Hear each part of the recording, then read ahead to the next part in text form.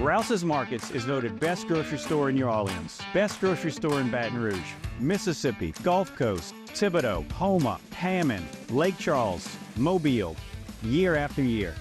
Thank you for choosing us best grocery store on the Gulf Coast. Number one.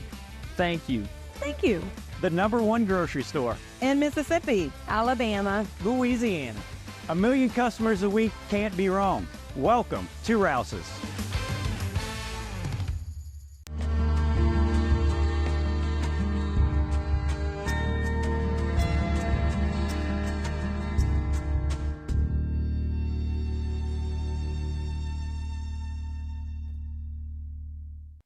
All right, welcome back to another session of Good Vibes. I'm Martin False, along with Debbie Cox DeNova, who's in the house. How are you today? I'm doing well. How are you? I hope you're happy, because understanding happiness is the title of today's program. It is, and this information. But you're always happy. Oh, not always. Well, not I think always. well, you come across that way. Well, thank you. We're going to talk about some strategies today to help increase that happiness factor. But one of them is about embracing the lower vibration emotions, which we've talked about before. This information comes from Tal Ben Shahar, and he is both a student and also a teacher of the science of happiness. He wrote a book, Happier No Matter What. So if anybody wants to at home to deep dive into this a little bit more, you can go there for that. And what he says is that there are only two types of people who do not experience painful emotions. The first is psychopaths, and the second are the dead. So if you're alive, he says that, being happy, there's a big misconception that having a happy life means not being unhappy. And that's just impossible. Every single day, you're going to have lower vibration emotions. And it's really a good idea to start reframing those emotions as good as well. They're not bad emotions, because bad emotions, quote unquote, bad emotions are there to signal us to threats in our environment. They let us know when our values have been violated, as we talked about. They let us know when we need to seek for something that is better and more beneficial for our survival. So we need to start embracing those quote unquote negative emotions and actually considering them as little beacons pointing us back to our happiness. I always use the phrase, no negative waves. And this is a true statement I'm about to make. Yeah. I wake up every morning happy. Do you? I wake up happy, I'm content. But during the day, whether it starts in the morning or the afternoon, the railroad track gets busy, the train starts moving and chips away at you. Some days, pretty good. Other days, it just keeps rolling over you. Yeah, I know. But at least I wake up happy every day. Yes, and here's the thing is that when you wake up happy in the morning, and in general, you can look at the scope of your life and say, I'm generating more positive emotions than negative. There's a good chance that you have a happy life and that you have properly been able to assess the negatives that come into your life, because everybody's life is going to. And so we'll talk about pursuing the right kinds of challenges and lower vibration emotions. We have touched on this before. We've talked about happiness before and the macronutrients of it. So we'll touch a little bit on that again. But he says that Nassim Taleb actually came up with a concept called anti-fragility. And so anti-fragility we can kind of think of as resilience 2.0. In resilience 1.0, when you put pressure on a system and then you relieve the system of that pressure, the system returns back to the way where it was before. With resilience 2.0 or anti-fragility, what we're talking about is when you put pressure on a system and you relieve that pressure, it actually becomes stronger and better. And we can see the concept of this type of resilience, anti-fragility, all throughout nature and within ourselves. For example, when we do strength training, right? Whenever you're doing strength training, you're lifting weights, you're putting pressure on the muscle. What happens in response to that is what we can call post-traumatic growth, PTG, instead of post-traumatic stress disorder, where after you've had that pressure, you become worse, you experience worsening. Post-traumatic growth, or PTG, is when that pressure comes, you actually get better for it. So the science of happiness really is putting in more conditions in your life so that when the pressure comes, and pressure will come with life, that you grow as a result of it instead of crumbling and actually becoming worse. That's a very true statement, because over 40 years of TV, the things that would have got me in my first 5 years of being on TV don't even move my world today. Yeah. You're going like, been there, done that. So experience has a factor in all of this. Oh, for sure. Absolutely. And that's why I think that whenever you get older, you actually start to, the older we get, the more we start to actually be able to experience happiness. Wisdom. Because we talked about that happiness U curve, right? It's like the middle part is where we actually experience the most unhappiness. And then with the wisdom of ages, we start to really frame everything up properly. You know, and I laugh at some people, not really laugh, but I take notice when they say, well, Trump's different when he's not on TV. Well, Kamala Harris is different when she's not on TV. Or the parish president is different when he's not in front of the limelight. My answer normally is, well, who isn't? When you have to shine, you try to shine. But when you get off, you go like, all right, I ain't got to be on the stage anymore. I mean, I think most people are like that. Yeah, I would say so. Probably, we show up differently in different arenas, no matter where we are. Now, you want your heart doc, then ought to be on all the time. Right, that's the truth. That's the truth. So there's something called the paradox of happiness. So you already know that happiness is a good thing, something that we want more of in our lives. But the paradox of happiness is that research actually shows that those people who actually set it as a goal and focus on it and desire for it, they're actually much more likely to be unhappy and actually much more likely to experience depression. So the paradox of happiness really is that here's something that we want, but the more we focus on it, the less we have of it, right? And so the way to actually resolve this paradox is to seek for and pursue happiness indirectly. And so what he says is that if you think about the sunlight, right? If you look directly at the sun, you're going to experience pain and also injury, right? You can't look direct at it. Agony. Right. But if you break it down into its constituents, if you look at a rainbow, for example, that takes the spectrum of the colors of the spectrum and you can really appreciate and look at it in awe, you're actually looking at the sunlight in a different format that is actually, and so he says that there's actually a way to break down the constituents, the metaphorical rainbow, if you will, of happiness, and they form the acronym SPIRE. And SPIRE is spiritual, physical, intellectual, relational, and emotional. And we can go over that after the break, but those are the constituents that make up your... I thought it was Roy G. Biv. Red, orange, violet, G, green. You're right. Blue, indigo, and violet. What's your favorite color, by the way? It depends on the day. I mean, my kids always laugh. Red's today. I love purple. Yeah. All right, we'll take a short break. We'll be right back. Hey, is that a purple background? All right, we'll be right back.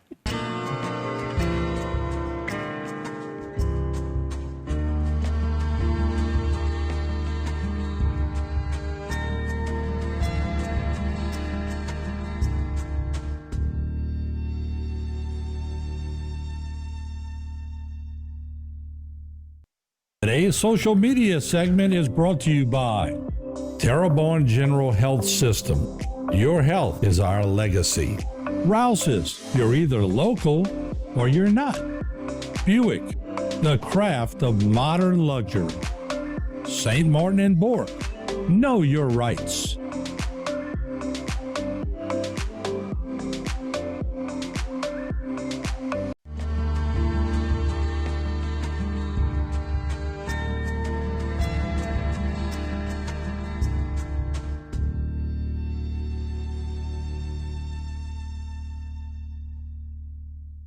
All right, we're back. Understanding happiness is the topic today with Debbie Cox Denova. It's good vibes time. And let me make another point. I don't want to be around people that are always giddy, happy 24/7 because that tells me something's wrong with them. I mean, I want somebody who's real. Yeah. So, you could tell when somebody's faking happiness, and you really can. Yeah. So I like people to sort of, now I don't want them going off the deep end, but if they're I can tell when people are having a rough day, go, what's on your mind today or whatever. Yeah. You want a little realness there, don't you? You definitely do. And that just goes to show that whenever we are forcing the experience of, trying to be confident, it comes off sometimes as arrogant or like, so there's a true, actual, authentic experience of something. And when we specifically talk about happiness, those are the people typically who are ending up unhappy and depressed. They're so focused on being happy sometimes that they're only way to actually be committed to it is just to show up in a fake kind of happy way because they're actually becoming more unhappy underneath the surface. And research shows that that is what happens, right? So it's like staring into the sun. So if we talk about the metaphorical colors of happiness, again, they spell out SPIRE, right? Spiritual, physical, intellectual, relational, and emotional. And so when we talk about spiritual, the main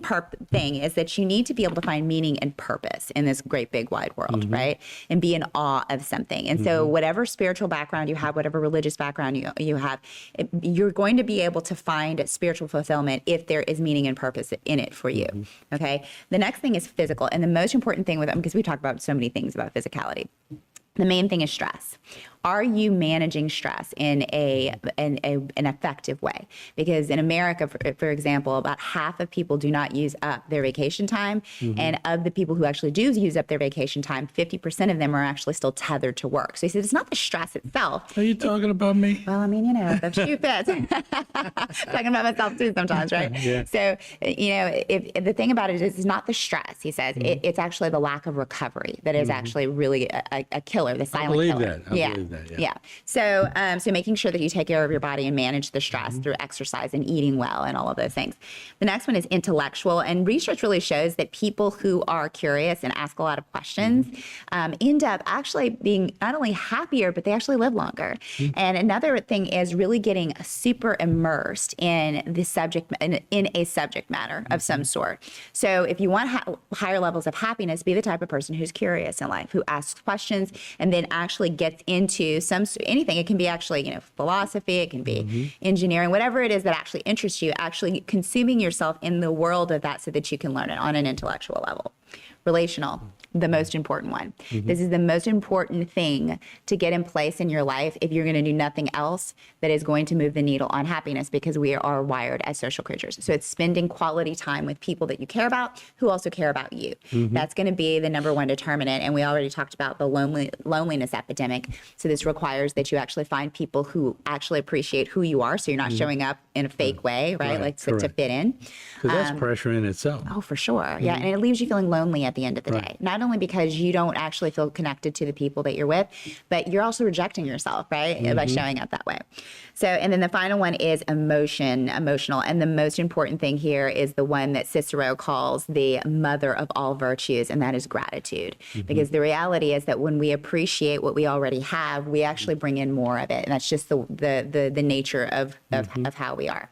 So if you can remember SPIRE, that's going to help you. And then just to do a real quick review from the work of Arthur Brooks, also a happiness expert, the macronutrients of happiness are actually enjoyment, satisfaction, and meaning. So enjoyment, again, it's different from pleasure, which is more that animalistic signaling that, oh, you're getting calories or you're getting a mate, something that's going to help you to survive or procreate. That's a different experience than true happiness. Enjoyment is actually a combination of pleasure, people, and meaning. So it happens in the prefrontal cortex. We're actually evaluating, does this deliver pleasure, people, and is it connecting me to people, and does it have meaning for me? Satisfaction is actually joy after a struggle for something meaningful. So it literally is part of the macronutrient of happiness is struggle. So that's why when, if someone cheats on a test, they don't get the same level of satisfaction as somebody who studies really hard and actually does well on the test. Good right? point. Yeah. And then the final one is meaning. Have you experienced both? But I have not. I'm actually, my record is clean where cheating is concerned. Other things, maybe we can talk about. That's a loaded question. And I would tell you.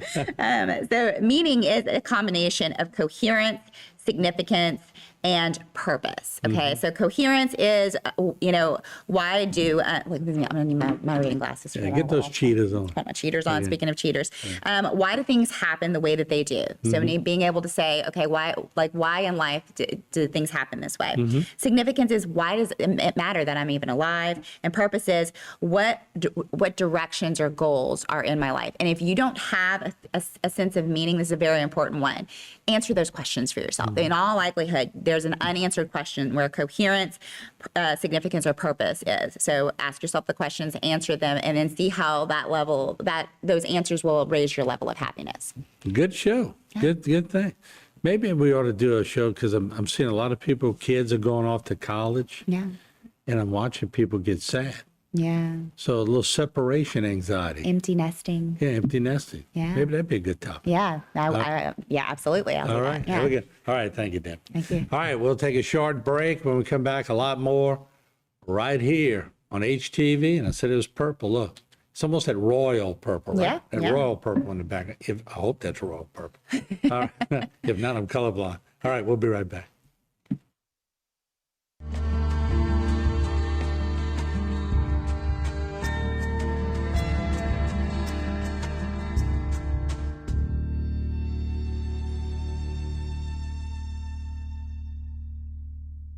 Today's social media segment is brought to you by South Louisiana Bank. It's better when we bank together. Waits and Downer, attorneys at law. Terrebonne Ford, built Ford tough.